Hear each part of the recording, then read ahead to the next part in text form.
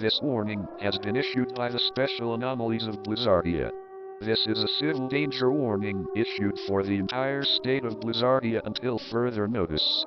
Please listen to this following message as it might save your life. They have arrived.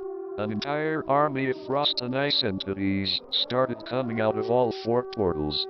We will no longer continue with evacuations due to how dangerous it is. If you have not evacuated yet, then stay inside until all clear has been given. We recommend staying in an underground shelter. You may use any way to defend yourselves if anyone or anything breaks into your shelter. Please do not participate in this battle. The military is struggling despite the help of the Frost Knights with a Blizzard Guardian, and they are pushing us back more and more. We also have some updates regarding an entity that was seen taking away random individuals from their homes. According to the Blizzard Guardian, his name is Frost Prince.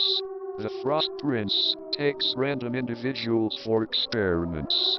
This could explain as to why some of the recent entities have some humanoid-looking parts. However, we have not found any connections between these new entities and the missing individuals.